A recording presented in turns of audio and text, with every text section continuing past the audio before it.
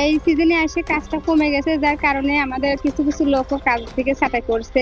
আমাদের তো গত 2 থেকে 3 সপ্তাহে আমরা প্রোডাকশন অফ রাখছি, মানে আমরা আর শ্রমিক চালাইতে পারতেছি না। শ্রমিক আমাদের উপর মানে বেতনের চাপ দিচ্ছে, আমরা সেই হিসাবে আমরা চালাতে পারছি না, বলছি যে তোমরা ছুটি নাও। ভারতের সঙ্গে স্থলপথে রপ্তানি বন্ধ হওয়ায় একের পর এক বন্ধ হয়ে যাচ্ছে গার্মেন্টসের পরিত্যক্ত কাপড় জুট দিয়ে গেঞ্জি বা পোশাক তৈরির পাবনা ক্ষুদ্র হোশিয়ারি কারখানা। সুতা আমদানি করতে ভারত থেকে সুতা বন্ধ করার পরে আমাদের দেশে স্পিনিং মিলগুলো সক্রিয় হয়ে গেছে। নৌপথে রপ্তানির সুযোগ থাকলেও পোশাক ডেলিভারিতে একদিনের পরিবর্তে সময় লাগছে প্রায় 1 মাস। ব্যয় বেড়েছে দ্বিগুণ। এতে লোকসান ও ঋণে বাধ্য হয়ে ৩-৪ হাজার কারখানা বন্ধ করে দিয়েছে ব্যবসায়ীরা। ফলে কর্মহীন হয়ে পড়েছে ২/৩ জুট শ্রমিক। এখানে সকালে সন্ধ্যা পর্যন্ত কাজকর্ম করতাম, এখন কর্মই নেই।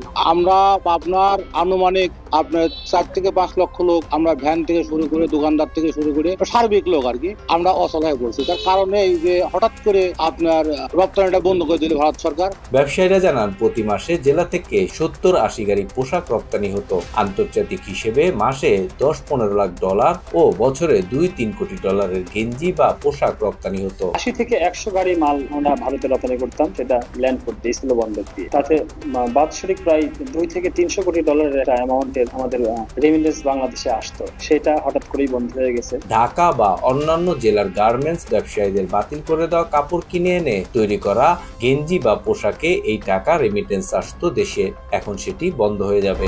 আপনার এই গেঞ্জিগুলা ইন্ডিয়া যদি মনে করেন আমাদের সমস্যা হয়, নতুন বাজার সৃষ্টি করে একটা বাইং হাউসের মাধ্যমে এই শিল্পকে, শ্রমিকদের, স্বল্প পুঁজির মালিকদেরকে বাঁচানোর জন্য